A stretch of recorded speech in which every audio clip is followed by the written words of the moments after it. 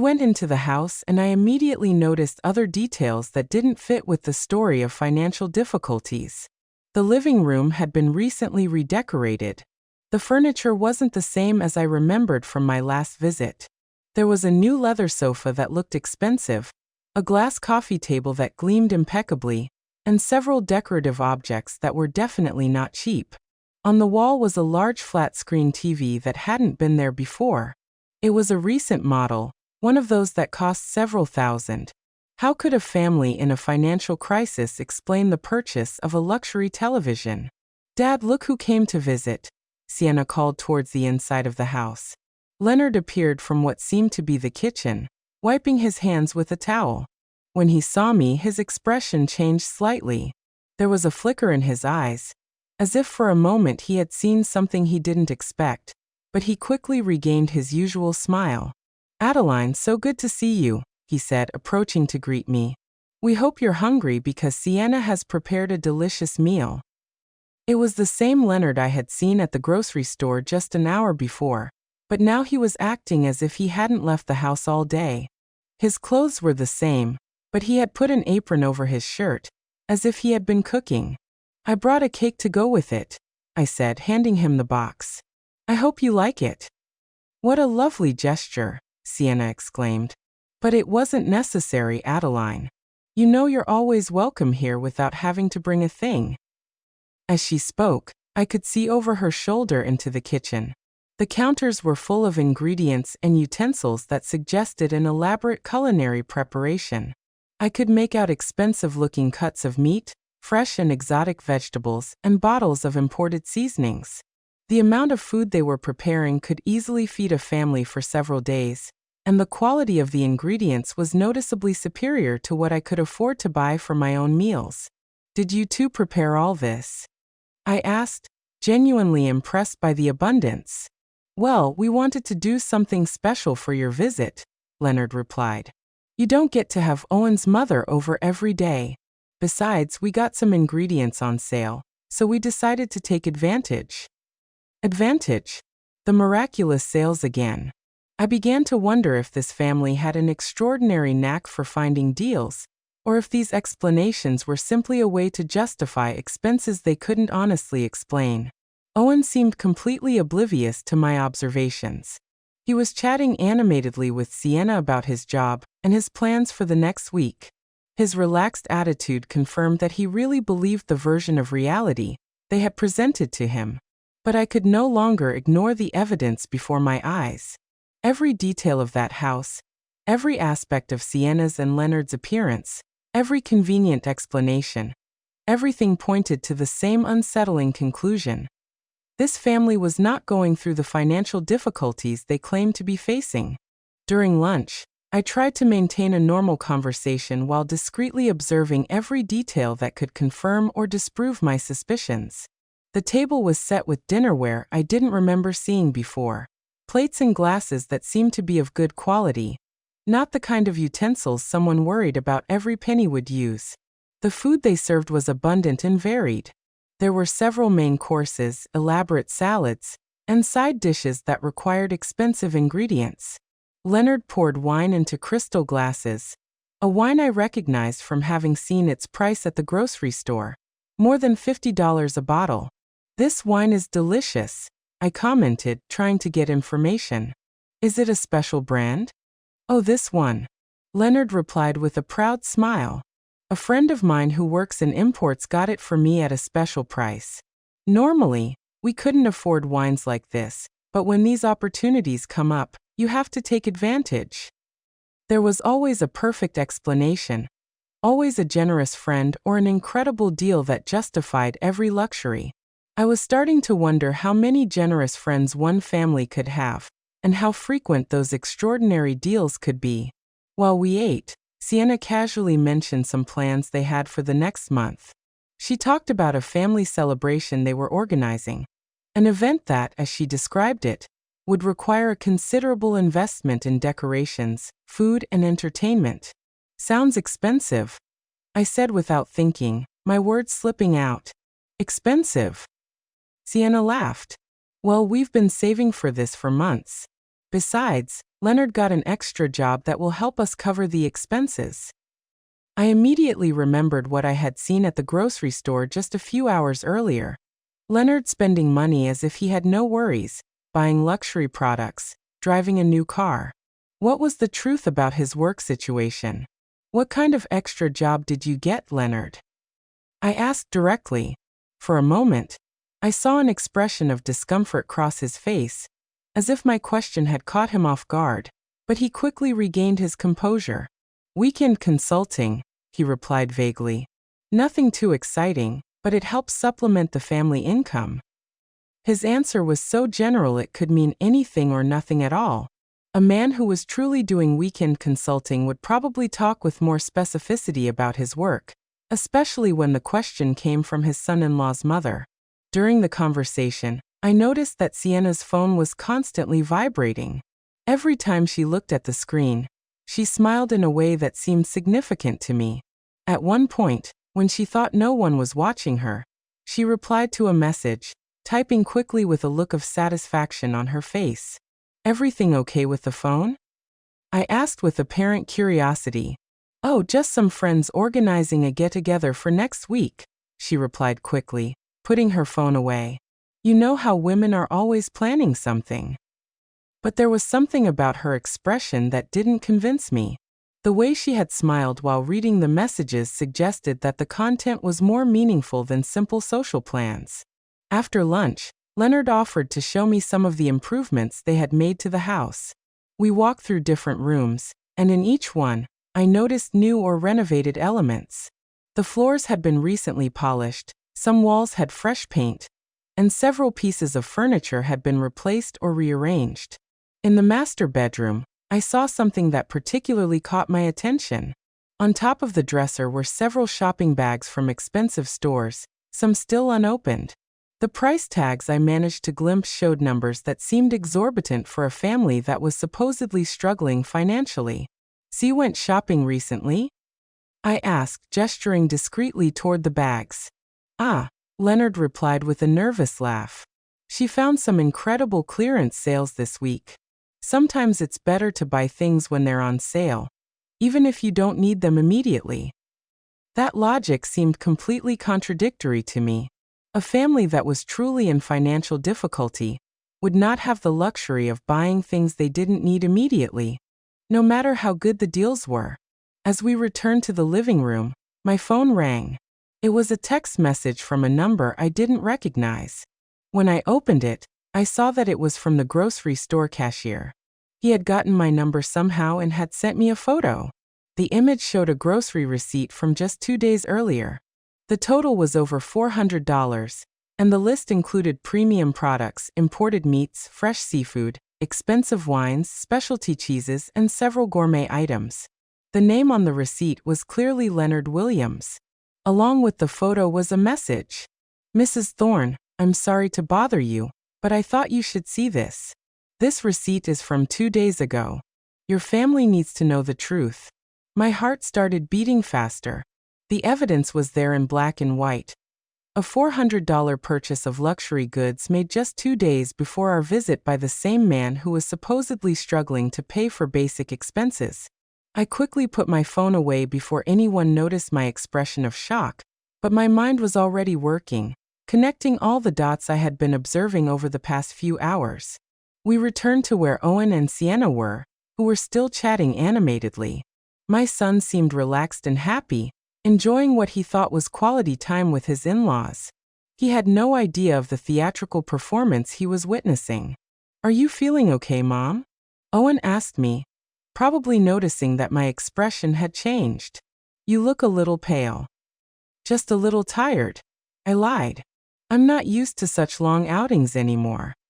Sienna immediately offered to make me some tea, or get me something to make me feel better. Her apparent concern would have been touching if I hadn't been starting to understand the true nature of her character. For the next hour, I continued to observe and listen, mentally collecting evidence of every inconsistency, every inexplicable luxury, every convenient justification. The list grew constantly. Sienna's new clothes, Leonard's car, the well-maintained house, the abundant food, the expensive wine, the shopping bags. the receipt I had received. But what hurt me the most was the realization that this situation had probably been going on for months, maybe years. How much money had my son sent to this family? How many sacrifices had he made? And how many had I made to help people who didn't actually need help? When we finally said goodbye and left the house, my mind was completely made up. I couldn't let this farce continue. My son deserved to know the truth, however painful it was, and I had a responsibility to protect him from further manipulation. During the drive back home, Owen commented on how nice the visit had been and how well Sienna's family looked. His words were like daggers in my heart, because I knew I would soon have to shatter that happy image with a much darker and more disappointing reality. Yes, they look very well, I replied carefully, choosing my words precisely. Maybe too well for a family that's going through such severe difficulties. The drive back home was one of the most difficult of my life. Every mile we drove took me physically away from the house where I had discovered the truth, but brought me emotionally closer to a decision that would change everything for my family. My mind was a whirlwind of contradictory thoughts, doubts, and a growing sense of indignation that I struggled to keep under control. Owen was driving calmly, occasionally whistling a tune that showed his good mood. For him, we had spent a pleasant afternoon with his in-laws, sharing a delicious meal and strengthening family ties. He had no idea that his mother had been collecting evidence of what seemed to be an elaborate and prolonged scam. "Mom," he said as we waited at a traffic light, "I'm so glad to see you get along so well with Sienna's family. I know you had some reservations about our marriage at first, but I think now you can see what good people they are." His words broke my heart. My son, my only son, was being manipulated by people who had turned the exploitation of his generosity into an art. How could I tell him that the people in whom he had placed his trust and his money were probably professional liars? "Owen," I began carefully, "have you ever noticed anything inconsistent in the stories Sienna tells you about their financial situation?"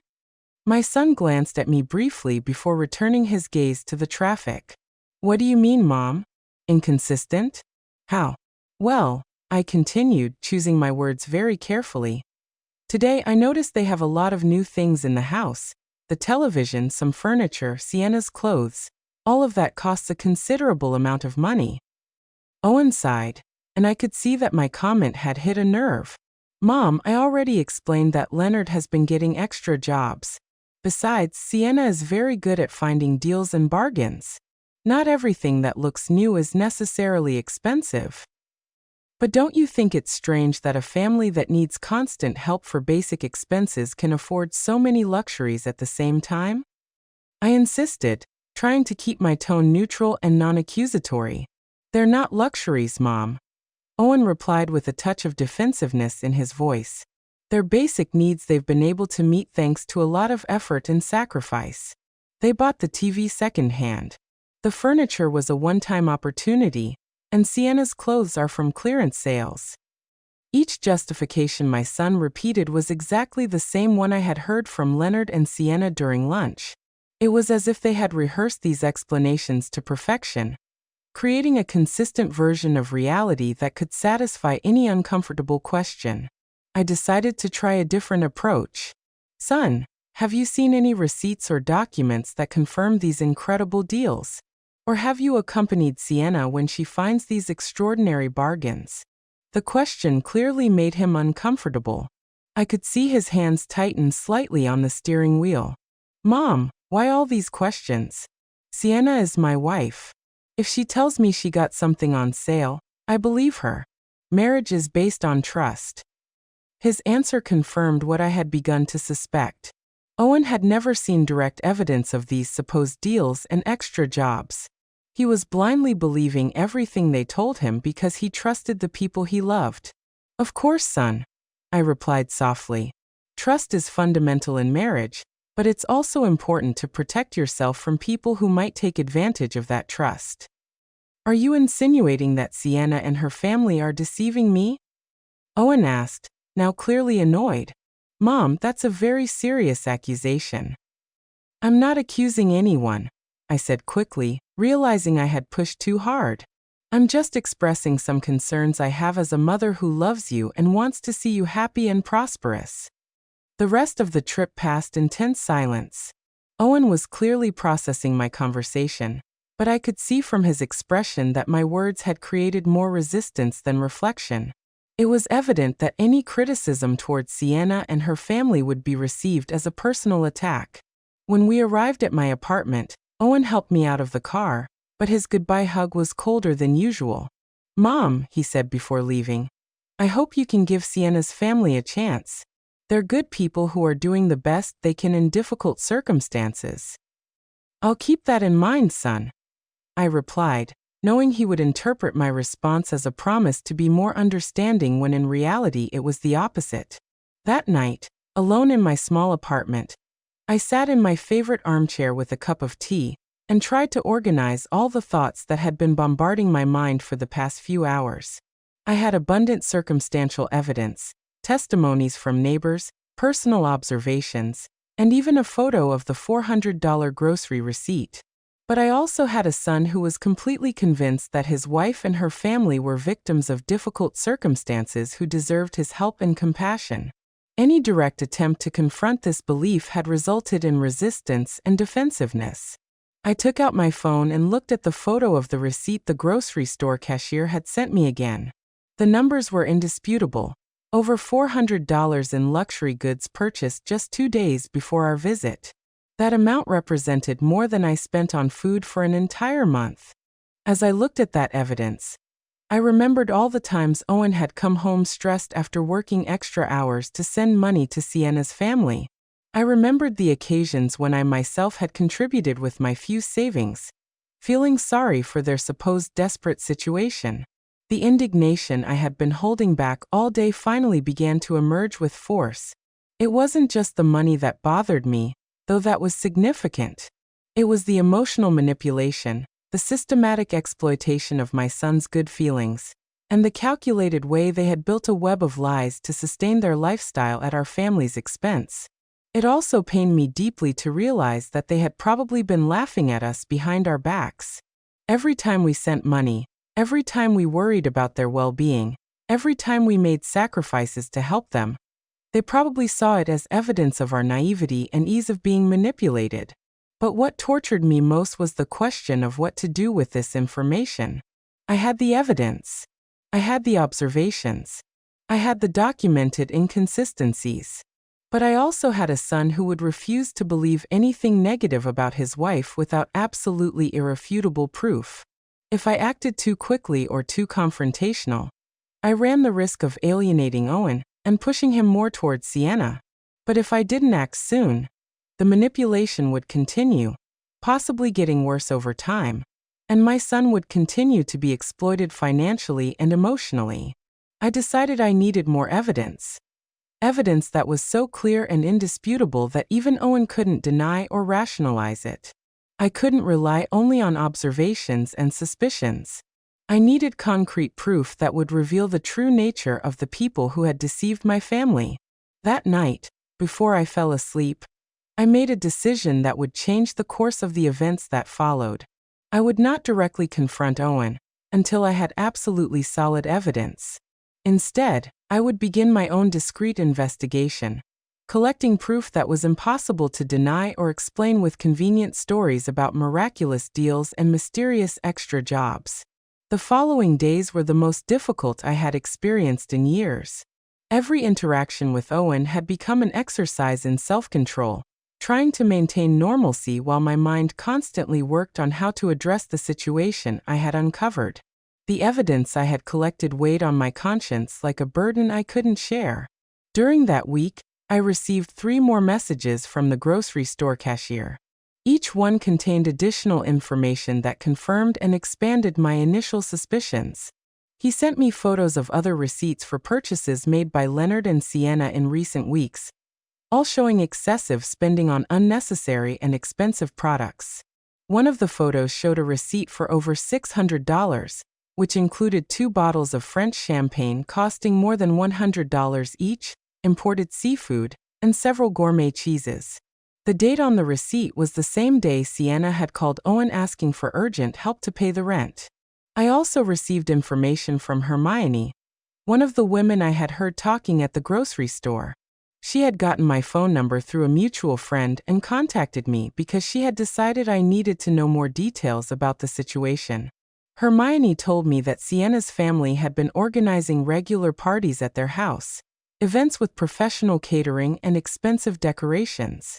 She described a birthday party for Leonard that had cost, according to the guests' comments, several thousand in food, drinks, and entertainment. "Adeline," she told me during a phone call, "my daughter lives on the same block and tells me that delivery trucks with expensive purchases, clothes, appliances, furniture are constantly arriving. It's not normal for a family that is supposedly in a financial crisis." Each new piece of information made it harder to maintain my silence. But I knew I needed the right moment and circumstances to present all of this to Owen in a way that couldn't be easily dismissed or rationalized. The moment came on a Wednesday night when Owen came to visit me after work. He looked especially tired and stressed. When I asked him what was wrong, he told me that Sienna had asked him for additional money for a medical emergency for Leonard. "He needs a minor surgery," Owen explained, rubbing his temples with clear signs of tension. "The insurance doesn't cover everything, and they need $200 by Friday. I've been working double shifts all week to be able to get the money together." That was the last straw, $200 for a supposed medical emergency requested by the same family that had spent $600 on champagne and seafood just a few days earlier. I couldn't let my son sacrifice himself anymore for these elaborate lies. "Owen," I said, taking his hands in mine, "I need to show you something, but before I do, I want you to know that I'm doing this because I love you and because I can't stand to see you being hurt." I took out my phone and showed him the first photo of the $400 receipt. His eyes widened when he saw the date and the total. But before he could speak, I showed him the other photos I had received during the week. "Mom, where did you get this?" Owen asked, looking at the images with an expression that mixed confusion and denial. "And how do you know these receipts are real?" I explained my encounter with the grocery store cashier, the conversations I had overheard from the neighbors, and all the observations I had made during our visit. I spoke slowly and carefully, presenting each piece of evidence logically and chronologically. "But there has to be an explanation," Owen insisted, although his voice no longer sounded as convinced as before. "Maybe Leonard had a good month at work. Or maybe they received money from another source." "Son," I replied gently, "these luxury purchases were made on the same days that Sienna called you asking for help with basic expenses. Doesn't that seem like too much of a coincidence?" I could see the realization starting to sink into his mind. His eyes moved between the photos on my phone and my face, looking for some way to reconcile what he was seeing with what he had believed for so long. "Besides," I continued, showing him the information I had gotten about the expensive parties, "the neighbors have seen how this family really lives. It's not the story of desperate poverty they've been telling you." Owen got up from his chair and started pacing my small living room. I could see his mind working, recalling past conversations, broken promises, and small inconsistencies that he had probably ignored or rationalized before. "But why would they do this?" he finally asked in a voice that sounded completely defeated.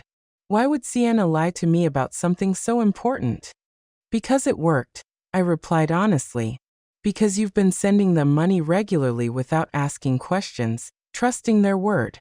For them, you're a reliable source of additional income that they can use to maintain a lifestyle they couldn't otherwise afford."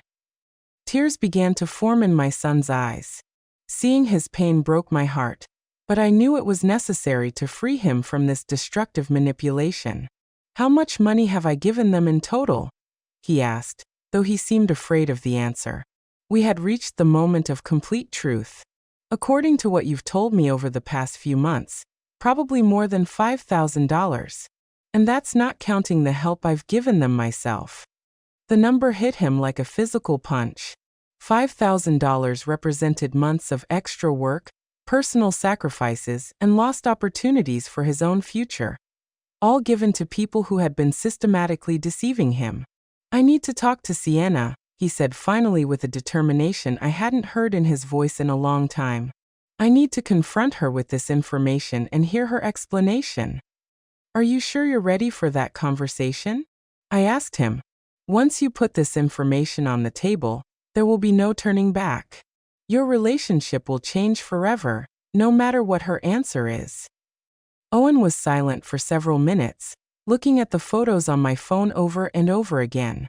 I could see him processing not only the financial evidence, but also the emotional implications of having been deceived by the person he loved. Mom, he said finally, thank you for showing me this. I know it must have been difficult for you to decide whether to tell me or not, but you were right. I needed to know the truth. I hugged him tightly, feeling both relief and worry about what would come next. The truth had finally come to light. But now came the most difficult part, facing the consequences of years of lies and manipulation. What are you going to do now? I asked. I'm going home tonight, and I'm going to have a very serious conversation with my wife. Owen replied with a firmness he hadn't shown in months. And depending on what she says, I'm going to make some important decisions about our future. Owen left my apartment that night with a determination I hadn't seen in him for months. I stayed awake very late, unable to sleep, wondering how the confrontation between my son and his wife would unfold. I knew the next few hours would be crucial for the future of our family. At 2 o'clock in the morning, my phone rang. It was Owen, and his voice sounded completely different when I answered. There was a mix of pain, anger, and something that sounded like relief. Mom, he said without preamble. You were right about everything, completely. What happened, son? I asked, although from his tone, I could already imagine that the confrontation had not gone well for Sienna. When I got home, I decided to check some things before I talked to her.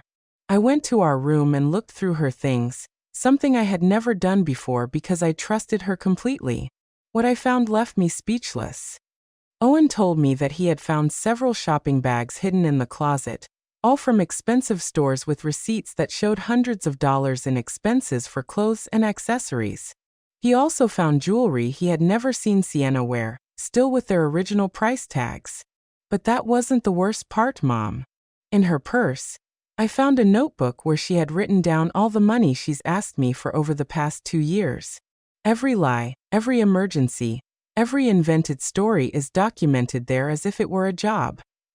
My heart sank when I heard this. The situation was even worse than I had imagined. Not only had they been lying about their financial situation, but they had been keeping a detailed record of their scam, as if it were a legitimate business.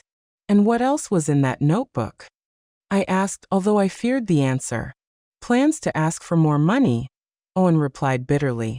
She had noted that the next story would be a dental emergency for her mother that would cost $1,800. $1,800.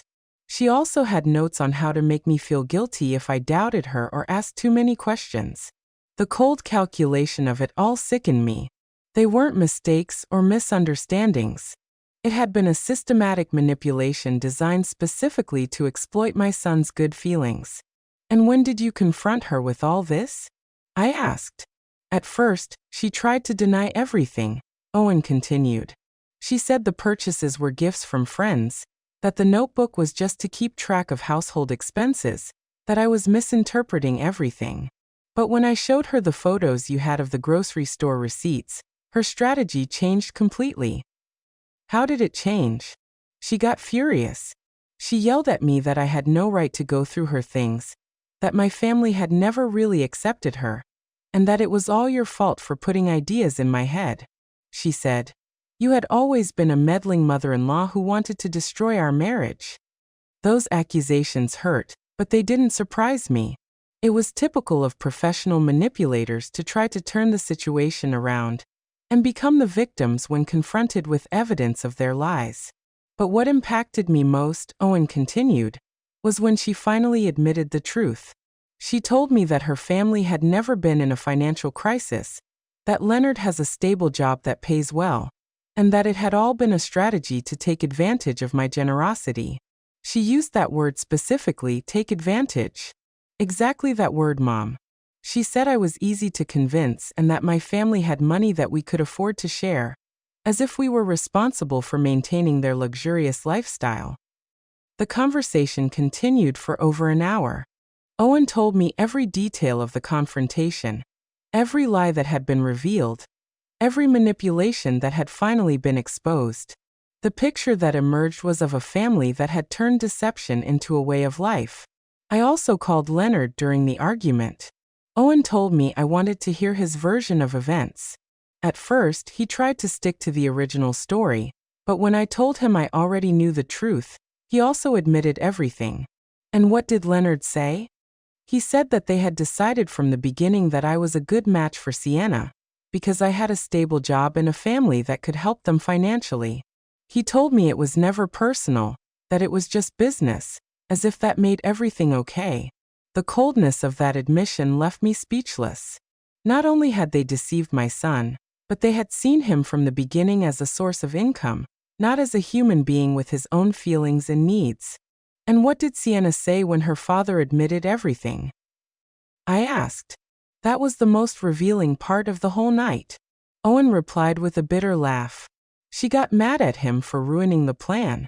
She wasn't angry because the lies had hurt our marriage, but because her father had confessed and ruined her ability to continue deceiving me. For the next hour, Owen told me how he had discovered more details about the extent of the lies. The supposed medical emergencies had never existed. Leonard's work problems were completely fabricated. Even the incredible deals that explained all their luxuries had a simpler explanation. They simply bought what they wanted with the money my son sent them regularly. What hurts me the most, Mom, he told me toward the end of our conversation, isn't just the money I lost. It's realizing that for 2 years of marriage, I never really knew the woman I married. Everything was an act designed to keep me giving them money. And what are you going to do now, son? I asked him, although from his tone, I already suspected what his answer would be. I've already told Sienna that our marriage is over tonight. There's no way to rebuild trust after such a systematic and calculated betrayal. Tomorrow, I'm going to start the divorce proceedings. Although I knew it was the right decision, my heart ached for my son. No one deserves to discover that the person they love has been so elaborately deceiving them for so long. I also made it very clear that they won't get another cent from our family, Owen continued. And I told her that if they try to contact you asking for help, you should tell them exactly what I think of their methods. Of course, son, I assured him. That family will never again receive help from us. Mom, Owen said before hanging up. Thank you for having the courage to show me the truth. I know it must have been difficult for you to decide whether to tell me or not, especially knowing it would probably destroy my marriage, but you saved me from years more of being used and manipulated. After hanging up the phone, I sat in the darkness of my apartment, processing everything that had happened. The truth had finally come to light, but it had come at a very high cost for my son. His marriage had ended, his trust had been betrayed, and he would have to rebuild his life from scratch. But I also knew that in the long run, the truth would have freed him from a situation that would only have gotten worse over time. Sienna and her family would never have stopped asking for money. They would never have voluntarily confessed their lies, and they probably would have escalated their manipulations until they had completely drained my son's resources. The months that followed that revealing night were a process of healing and rebuilding for our entire family. Owen temporarily moved into a small apartment near his job while he processed the divorce and reorganized his life. I accompanied him every step of the way, offering him the emotional support he needed to overcome the betrayal he had experienced. The divorce process revealed even more details about the magnitude of the deception. Owen's lawyers discovered that Sienna had been hiding significant assets throughout their marriage. She had a secret bank account where she deposited some of the money she received from my son, and had been buying valuable items that she then hid to maintain the appearance of financial need. Mom, Owen told me during one of our weekly meals, the lawyer calculated that over our 2 years of marriage, I sent them more than $15,000. $15,000 that I could have used to buy a house, to invest in my future, or to help you when you needed it. The number deeply impacted me. It represented years of my son's honest work, sacrifice for people who had seen him only as a source of easy income. But what made me most proud was seeing how Owen had matured through this painful experience. During the legal process, Sienna and her family tried to contact me on several occasions. Leonard called me trying to convince me to intercede with Owen, promising that they would return all the money and never ask for help again. His pleas sounded desperate, but I had already learned to recognize their manipulations. Leonard, I told him during the last call I accepted, you had 2 years to be honest with my son. You chose lies, manipulation, and deceit. Now you have to live with the consequences of those decisions. Sienna also attempted a final effort at manipulation by showing up at my apartment one afternoon unannounced. She was dressed in simple clothes and no makeup, trying to project an image of vulnerability and repentance. But I already knew her techniques too well.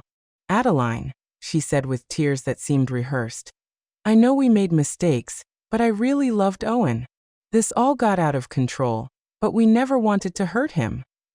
Sienna, I replied with a calm that surprised me. Real love doesn't include systematic lies and calculated manipulation. What you did wasn't love. It was exploitation disguised as love. She continued to try various approaches. First, the repentant victim, then the desperate wife.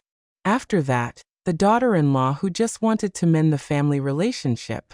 But every strategy she tried only confirmed what I already knew about her true nature. The money you took from my son isn't just money, I explained to her. It represented his trust, his future, and his ability to believe in the people he loves. That can't be returned with apologies or promises. Finally, after more than an hour of failed manipulation attempts, Sienna showed her true colors. Her expression changed completely and she told me coldly, I always knew you were the problem in this marriage. Owen would have been happy if you hadn't meddled. Maybe, I replied calmly, but he would have been happy while being deceived and exploited. I prefer him to be temporarily unhappy, but free than happy but used. After that confrontation, I never heard from Sienna or her family again. According to Hermione, they moved out of the neighborhood a few weeks later, probably to avoid the embarrassment of everyone knowing the truth about their methods. Owen's recovery process was gradual, but constant. At first, he was angry with himself for having been so trusting. But with time and perspective, he began to understand that his generosity and trust were not weaknesses, but valuable qualities that had been exploited by unscrupulous people.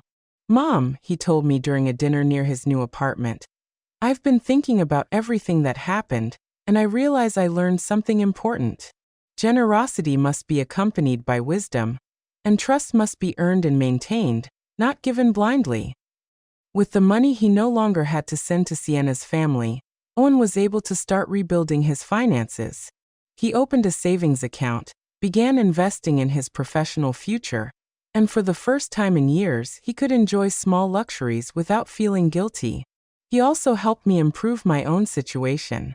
He insisted on giving me money to buy some new appliances I needed, and began visiting me more frequently, bringing good quality food that we could share without worrying about the cost.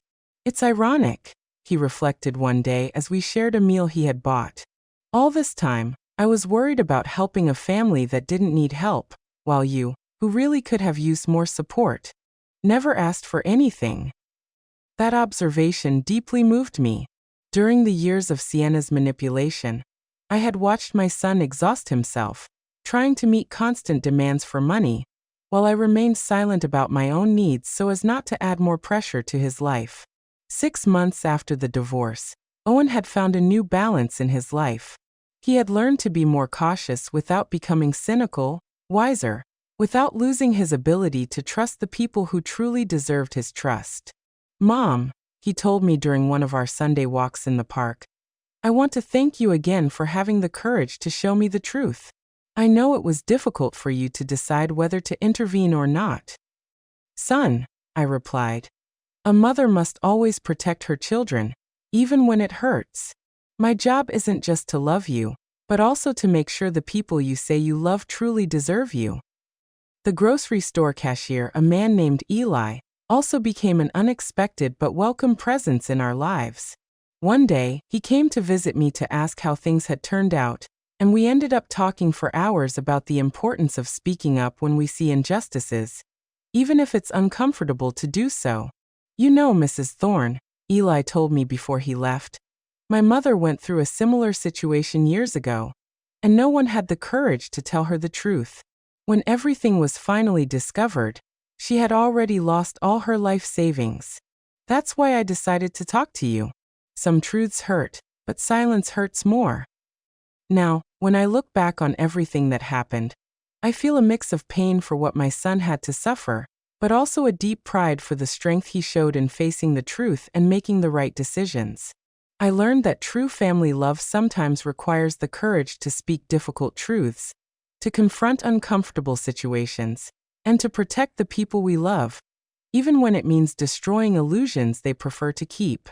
That day when I heard those strange words at the grocery store and decided to observe instead of ignore, I changed the course of our lives forever. It was one of the most difficult decisions I've ever made, but also one of the most correct. Today, Owen is a wiser, stronger man who is more aware of his own worth. He is no longer the victim of professional manipulators, but someone who has learned to set healthy boundaries and to value his own generosity enough not to allow it to be exploited. And I, Adeline Thorne, at 69 years old, learned that it's never too late to be brave, to stand up for what's right, and to protect those we love. Because in the end, the most powerful justice isn't the one that shouts, but the one that acts with wisdom and protects those we love most. 2 years have passed since that afternoon at the grocery store that changed our lives forever. As I write these lines, sitting in my favorite armchair with a cup of tea that is already getting cold, I can't help but reflect on all the ground we have covered since then. Owen got married again 6 months ago. His new wife, Regina, is a hardworking and honest woman he met at his office. What I like most about her isn't just her transparency in everything she does, but the way she respects the relationship I have with my son. She has never tried to interfere between us or shown the slightest interest in our family finances. The first time Regina came to my house for dinner, she brought the ingredients for us to cook together. Adeline, she told me as we prepared the vegetables, I want you to know that I will never ask you or Owen for money. I believe in working for what I need and being honest about what I can afford. Her words moved me to tears, not only for her honesty, but because I realized how traumatized I had been by the experience with Sienna. For months after the divorce, every time we met someone new, I would find myself analyzing their motivations and looking for signs of manipulation. The healing process was not easy for either of us. Owen went through periods of depression where he questioned his judgment in relationships. There were nights when he would call me asking if he could ever fully trust anyone again. Mom, he would tell me during those late-night calls, how can I be sure I won't be deceived again? How can I distinguish between someone who truly loves me and someone who only sees opportunity? Those conversations broke my heart because I saw how Sienna's betrayal had damaged not only his finances, but his fundamental ability to trust people. But I was also proud to see how he was slowly rebuilding his confidence in a more mature and wiser way. I was paying for a cake at the grocery store when the cashier, an older man in his 60s, suddenly took my arm. His eyes held an intensity that made me uncomfortable, and he leaned in to whisper something in my ear. His words hit me like an unexpected blow, something about my son and his family that left me completely paralyzed. I couldn't believe what I had just heard. The man let go of my arm and continued scanning groceries as if nothing had happened. But I stood there, the receipt trembling in my hand, trying to process the words that were now swirling in my head. I walked out the back entrance of the store. I needed fresh air and time to think. My heart was pounding so hard I could hear it in my ears. Was it possible that what this stranger had told me was true? Or was it just a misunderstanding from someone who didn't really know my situation? I decided to hide behind some trash dumpsters near the parking lot. From there, I could observe without being seen.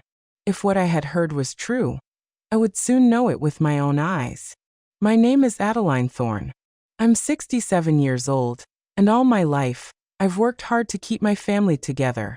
I live alone in a small apartment downtown on a pension that barely covers the basic bills. Every month, I count the dollars several times before deciding what to spend them on, always prioritizing the needs of others before my own. My only son, Owen, married Sienna 3 years ago. From the beginning, I found her to be a bit distant, but I tried to give her the benefit of the doubt, thinking it might just be shyness. Over time, however, I started to notice strange things about her behavior, though I never said anything because I didn't want to create conflict in my son's marriage. Sienna's family had always been very cordial with me, especially her father, Leonard. But there was something in their eyes that didn't sit right with me. They were always talking about how difficult their financial situation was, how they struggled to make ends meet, and without hesitation, I would try to help them when I could. From my hiding spot, I had a perfect view of the grocery store's main entrance. Owen was waiting for me in the car, but now I had a clear sight of everything. The cashier's words echoed in my mind over and over again like an unceasing sound. Barely 2 minutes had passed when I saw something that made me doubt everything I thought I knew about my daughter-in-law's family. Leonard, Sienna's father, walked out the main entrance carrying bags that looked quite heavy, but they weren't ordinary grocery bags. They were from a high-end store I only knew by sight, a place I had never had the resources to shop at. The store's name shimmered in gold on the black bags he carried with a casual ease, as if it were a perfectly normal thing for him. My heart began to beat faster. Leonard walked to a car parked just a few feet from where I was hiding. It wasn't the old, worn-out car they always complained about when asking for help. It was a brand new, gleaming vehicle, a light color that shone under the afternoon sun. The tires looked brand new, and the paint didn't have a single scratch. I watched him open the car's trunk and carefully place the bags inside like someone protecting something valuable. Then he took out his phone and started talking to someone. Although I couldn't hear the conversation, his body language was relaxed like that of a person with no urgent financial worries. At that moment, I remembered all the times Sienna had called Owen asking for help. It was always the same story. They couldn't pay the rent. They needed help with Leonard's medical expenses. They couldn't afford enough food for the week.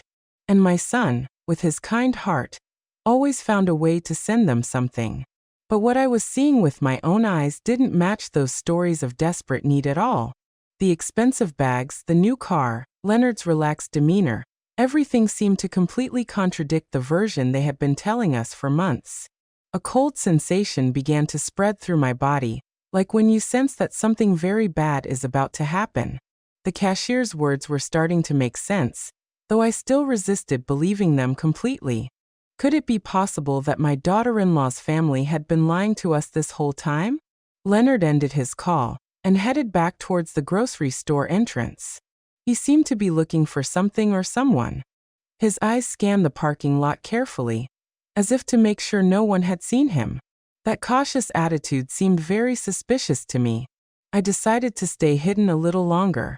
My gut told me there was more to discover, and after what I had seen, I couldn't simply ignore the situation. I needed to be completely sure before I talked to Owen about this. As I remained hidden, I began to remember how I had gotten to this point. That morning, I had woken up with a mix of excitement and nervousness. It had been months since I had visited Sienna's family, and I wanted to make a good impression by bringing something special to share. I went to my small kitchen and opened the jar where I kept my savings. Counting those coins had become a painful but necessary ritual. I separated the wrinkled bills and coins I had been saving for weeks, sacrificing small pleasures like a coffee at the bakery or a magazine at the newsstand. I had exactly $43. It wasn't much, but I had decided to use 20 of it to buy a decent cake at the neighborhood bakery. The rest I needed for my expenses the next week, mainly to buy my medications and some basic groceries. I showered with care and chose my best dress, the one I saved for special occasions. It was a simple but clean dress that made me feel presentable.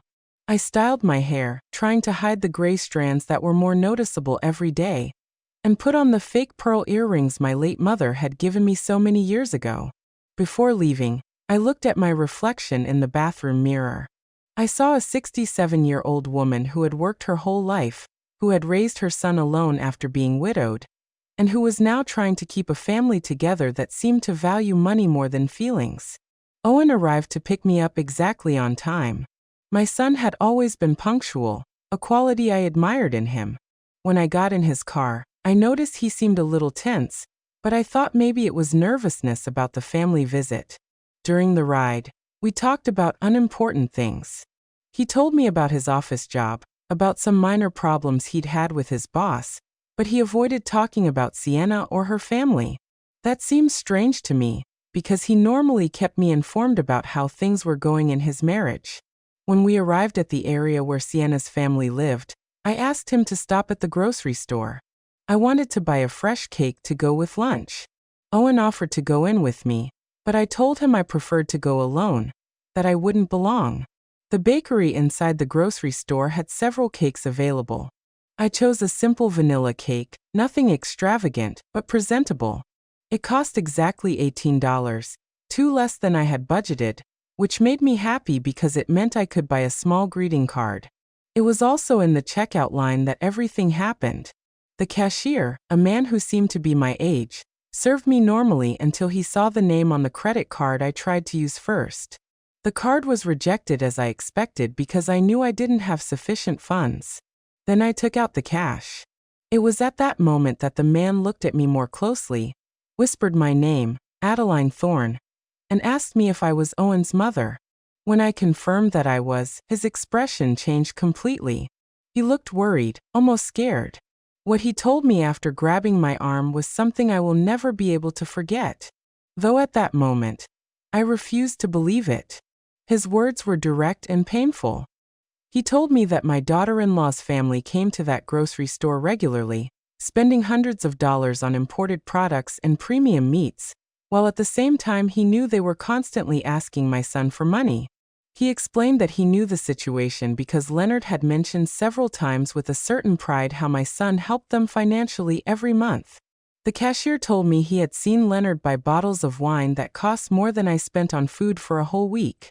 He also told me that Sienna frequently bought expensive beauty products and designer clothes there, always paying in cash. He told me it seemed unfair that a family who gave themselves those luxuries was taking advantage of the generosity of a hardworking son and his elderly mother. The man explained that he had decided to talk to me because he had seen me carefully counting my coins to pay for a simple cake, while they spent without a care on luxury items. He told me that his own mother had gone through a similar situation, and that he regretted not having acted in time. After hearing this, I left the grocery store completely confused. My mind refused to fully process what I had heard. For years, I had trusted the word of Sienna and her family. I had watched my son worry about them, work extra hours to send them money, and I myself had contributed with the little I had on several occasions. But the cashier's words had planted a seed of doubt that was growing rapidly in my heart. That's why I decided to hide and observe. I needed to see with my own eyes if what I had been told was true, because the consequences of that information were too serious to act on based on rumors alone. From my hiding spot behind the dumpsters, I could see everything happening in the parking lot perfectly. The smell of garbage wasn't pleasant, but it was a small price I was willing to pay to discover the truth about the people I had trusted for so long. When I saw Leonard come out of the grocery store with those expensive bags, my heart tightened in my chest. The bags were from a store I knew only by its reputation for high prices. A single purchase there could cost me a whole month's grocery budget. Leonard walked with the confidence of someone who has no financial worries. His clothes were new, his shoes shined, and his watch looked expensive even from where I was. Nothing about his appearance suggested the desperate poverty they always talked about. The car he put the groceries in was definitely new. The paint gleamed under the sun, and the tires looked freshly bought. I mentally calculated that a vehicle like that could cost more money than I had seen put together in my whole life. How was it possible that someone who had a car like that would need constant financial help? As I watched him talk on the phone, I noticed that his conversation was relaxed, even cheerful. It didn't seem to be the call of someone worried about financial problems. His body language was that of a satisfied person, comfortable with his situation. At that moment, all the small inconsistencies I had noticed over the past few months began to make sense. The time Sienna had casually mentioned expensive restaurants where she had eaten, justifying it as invitations from friends. The comments about new clothes she had supposedly gotten on incredible sales. The social media photos that showed a lifestyle that didn't match their constant requests for help.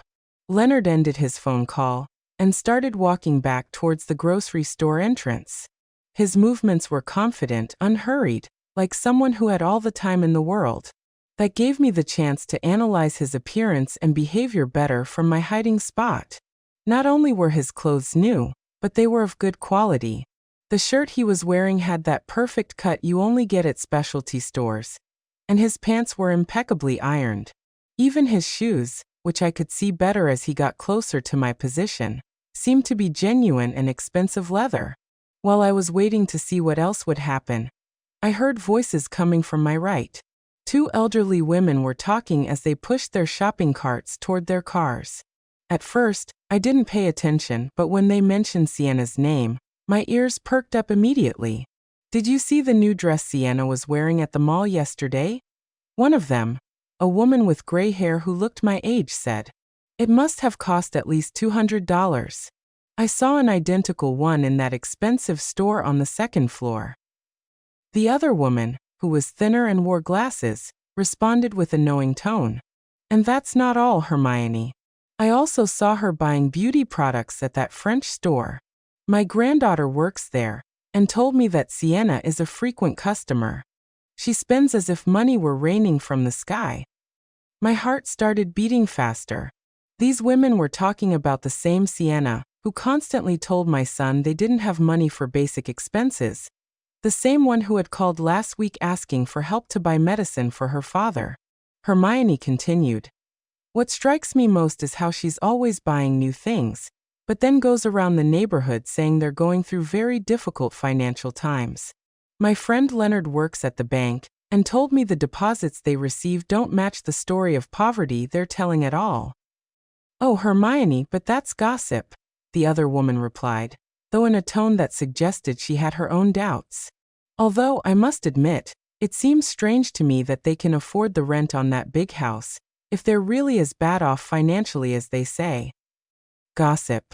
My daughter lives on the same block as them, and tells me that almost every week, delivery trucks with groceries from the most expensive grocery store in the city arrive. Purchases that any of us would take months to be able to afford. The two women continued walking away as they talked, but I could hear a few more fragments of their conversation. They mentioned something about parties Sienna's family had recently organized.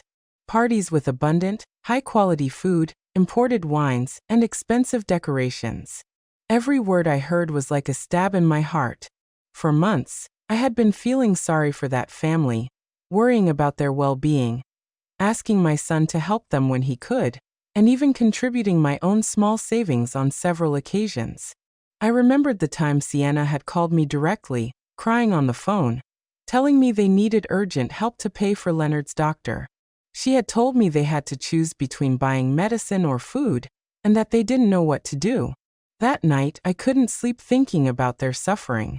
The next day, I had gone to the bank and withdrawn $150 from my emergency savings, money I had been saving for a possible medical emergency of my own, but which I decided to give her because I couldn't bear the thought of them suffering when I could help. Now, listening to these women talk about that same family's luxurious lifestyle, I felt like the most foolish woman in the world. How could I have been so naive? How had I not seen the signs that were apparently obvious to the whole neighborhood? Leonard came out of the grocery store again, this time with a smaller bag. He headed back to his car, but this time he stopped to talk to a man who was washing a car near his. I couldn't hear the conversation, but they both seemed relaxed and friendly. The man Leonard was talking to wore work clothes, but you could tell he respected Leonard. His body language suggested that Leonard was someone of a certain status in the neighborhood, someone who commanded respect, possibly because of his financial situation. After a few minutes, I saw Leonard hand the man something. From my distance, it looked like money. Several bills that he handed over without apparent effort. If they were truly going through financial difficulties, as they said, how could he afford to give money to strangers so easily? At that moment, my phone vibrated. It was a text message from Owen asking me what had happened, why I was taking so long at the grocery store. I had completely forgotten about him, still waiting for me in the car, probably worried about my delay. I quickly replied that I was on my way out, that I had been in a very long line. A lie. Lying to my own son hurt, but I needed more time to process everything I had seen and heard. I couldn't get back to his car and tell him my suspicions immediately without more evidence. As I was writing the message, Leonard said goodbye to the man and got into his car. The engine started with a smooth, powerful sound, confirming that it was a good quality and probably recent vehicle. I watched him leave the parking lot with a tranquility that completely contrasted with the image of financial desperation his family had been projecting. I decided to leave my hiding place and walk toward where Owen was. I needed to act normally, at least for now, but my mind was already working, trying to recall all the strange details I had overlooked in recent months. All the small signs that now took on a completely different meaning. When I got to the car, Owen looked at me with concern. "Mom, are you okay? You look pale," he said as I settled into the passenger seat. "Did it take them a long time to check you out?" "Just the line, son," I replied, trying to keep my voice steady. "You know how grocery stores are on weekends." But inside, my heart was beating so hard I was afraid he could hear it. Owen started the car, and we began heading to Sienna's family's house.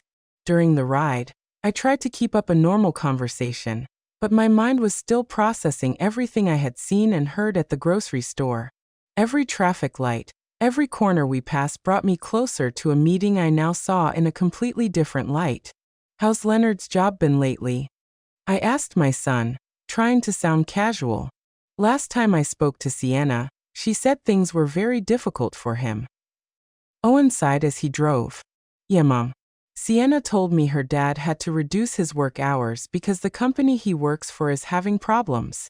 That's why we've been helping them a little more these past few months." That information didn't match at all the relaxed and prosperous attitude I had observed in Leonard just a few minutes earlier. A man who was truly worried about reduced work hours wouldn't be spending money at expensive stores or handing bills to strangers in a parking lot. "And how do you feel about that, son?" I asked, watching his expression in the rearview mirror. "I know you've been working a lot of extra hours lately." "Well, Mom, they're my family now," Owen replied in a tone that mixed tiredness with resignation. "Sienna is my wife, and when you get married, you also marry into the family. If they need help, it's my duty as a son-in-law to help them." His words broke my heart. My son, the kind and hard-working man I had raised, was sacrificing his own well-being for people who, from what I had discovered, were taking advantage of his generosity. How much longer could this situation continue without seriously affecting his own financial stability? We arrived at the neighborhood where Sienna's family lived. It was a pleasant residential area with well-maintained houses and manicured lawns. It wasn't the most luxurious neighborhood in the city, but it was definitely not a place where people living in extreme financial difficulties would reside. As Owen looked for a place to park, I was able to get a better look at Sienna's family's house. It was a 2-story building with a well-decorated front lawn and a facade that had been recently painted. The windows had new curtains, and the front door looked like it had been renovated not long ago. "The house looks very well kept," I commented, trying to get more information. "Didn't you tell me they were having trouble paying for some repairs?" "Oh yeah," Owen replied as he parked. "Leonard managed to get some extra work on weekends to make the most urgent repairs. He's been working a lot to keep the house in good condition." Another story that didn't add up. If Leonard were really working extra shifts to survive, how would he have time to go grocery shopping at an expensive store during work hours? And more importantly, How would he have money to spend on luxury goods if everything he earned was supposedly going to house repairs? We got out of the car and walked to the front door. Owen was carrying some things he had brought while I carried my cake, and a mix of nervousness and curiosity that grew with every step. Before we could ring the doorbell, the door opened and Sienna appeared with a radiant smile. My first impression was one of total shock. Her appearance was completely transformed from the last time I had seen her just a month ago. She was wearing a dress that was definitely not cheap. The fabric looked to be of excellent quality. The cut was perfect, and the vibrant colors gave her an elegant and sophisticated look. Her shoes were clearly new with a shine that only freshly bought items have, and her handbag matched the outfit perfectly. But what struck me most was her hair and makeup. She had a professional cut that you only get at expensive salons with highlights that shimmered in the sunlight. Her makeup was flawless, the kind that requires high-quality products and a lot of time to apply correctly. "Adeline, what a joy to see you," Sienna exclaimed, coming in for a hug. As she embraced me, I could smell her perfume, a costly fragrance I recognized because I had once seen its price at a store, and it seemed equivalent to my €2 food budget. "Hello, Sienna," I managed to say, trying to hide my surprise. "You look great. That dress is beautiful." "This old dress," she replied with a laugh that seemed a little forced. "I bought it on a clearance sale months ago. You know how it is. When you find good deals, you have to take advantage of them." That explanation sounded exactly like the one the woman at the grocery store had mentioned. There was always a justification for every expensive item. Incredible deals, gifts from friends, second-hand purchases that looked new. How many extraordinary coincidences could one family have? We went into the house and I immediately noticed other details that didn't fit with the story of financial difficulties. The living room had been recently redecorated. The furniture wasn't the same as I remembered from my last visit. There was a new leather sofa that looked expensive, a glass coffee table that gleamed impeccably, and several decorative objects that were definitely not cheap. On the wall was a large flat-screen TV that hadn't been there before. It was a recent model, one of those that cost several thousand. How could a family in a financial crisis explain the purchase of a luxury television? "Dad, look who came to visit," Sienna called towards the inside of the house. Leonard appeared from what seemed to be the kitchen, wiping his hands with a towel. When he saw me, his expression changed slightly. There was a flicker in his eyes, as if for a moment he had seen something he didn't expect, but he quickly regained his usual smile. "Adeline, so good to see you," he said, approaching to greet me. "We hope you're hungry because Sienna has prepared a delicious meal." It was the same Leonard I had seen at the grocery store just an hour before, but now he was acting as if he hadn't left the house all day. His clothes were the same, but he had put an apron over his shirt, as if he had been cooking. "I brought a cake to go with it," I said, handing him the box. "I hope you like it." "What a lovely gesture," Sienna exclaimed. "But it wasn't necessary, Adeline. You know you're always welcome here without having to bring a thing." As she spoke, I could see over her shoulder into the kitchen. The counters were full of ingredients and utensils that suggested an elaborate culinary preparation. I could make out expensive-looking cuts of meat, fresh and exotic vegetables, and bottles of imported seasonings. The amount of food they were preparing could easily feed a family for several days, and the quality of the ingredients was noticeably superior to what I could afford to buy for my own meals. "Did you two prepare all this?" I asked, genuinely impressed by the abundance. "Well, we wanted to do something special for your visit," Leonard replied. "You don't get to have Owen's mother over every day. Besides, we got some ingredients on sale, so we decided to take advantage." Advantage? The miraculous sales again. I began to wonder if this family had an extraordinary knack for finding deals, or if these explanations were simply a way to justify expenses they couldn't honestly explain. Owen seemed completely oblivious to my observations. He was chatting animatedly with Sienna about his job and his plans for the next week.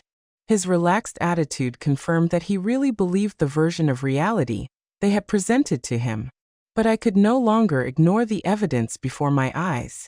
Every detail of that house, every aspect of Sienna's and Leonard's appearance, every convenient explanation, everything pointed to the same unsettling conclusion. This family was not going through the financial difficulties they claimed to be facing. During lunch, I tried to maintain a normal conversation while discreetly observing every detail that could confirm or disprove my suspicions. The table was set with dinnerware I didn't remember seeing before, plates and glasses that seemed to be of good quality, not the kind of utensils someone worried about every penny would use. The food they served was abundant and varied. There were several main courses, elaborate salads, and side dishes that required expensive ingredients. Leonard poured wine into crystal glasses, a wine I recognized from having seen its price at the grocery store, more than $50 a bottle. "This wine is delicious," I commented, trying to get information. "Is it a special brand?" "Oh, this one," Leonard replied with a proud smile. "A friend of mine who works in imports got it for me at a special price. Normally, we couldn't afford wines like this, but when these opportunities come up, you have to take advantage." There was always a perfect explanation, always a generous friend or an incredible deal that justified every luxury. I was starting to wonder how many generous friends one family could have, and how frequent those extraordinary deals could be. While we ate, Sienna casually mentioned some plans they had for the next month. She talked about a family celebration they were organizing, an event that, as she described it, would require a considerable investment in decorations, food, and entertainment. "Sounds expensive," I said without thinking, my words slipping out. "Expensive?" Sienna laughed. "Well, we've been saving for this for months.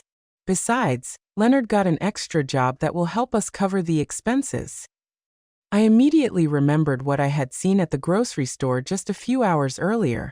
Leonard spending money as if he had no worries, buying luxury products, driving a new car. What was the truth about his work situation? "What kind of extra job did you get, Leonard?" I asked directly. For a moment, I saw an expression of discomfort cross his face, as if my question had caught him off guard, but he quickly regained his composure. "Weekend consulting," he replied vaguely. "Nothing too exciting, but it helps supplement the family income." His answer was so general it could mean anything or nothing at all. A man who was truly doing weekend consulting would probably talk with more specificity about his work, especially when the question came from his son-in-law's mother. During the conversation, I noticed that Sienna's phone was constantly vibrating. Every time she looked at the screen, she smiled in a way that seemed significant to me. At one point, when she thought no one was watching her, she replied to a message, typing quickly with a look of satisfaction on her face. "Everything okay with the phone?" I asked with apparent curiosity. "Oh, just some friends organizing a get-together for next week," she replied quickly, putting her phone away. You know how women are always planning something. But there was something about her expression that didn't convince me. The way she had smiled while reading the messages suggested that the content was more meaningful than simple social plans. After lunch, Leonard offered to show me some of the improvements they had made to the house. We walked through different rooms, and in each one, I noticed new or renovated elements. The floors had been recently polished, some walls had fresh paint, and several pieces of furniture had been replaced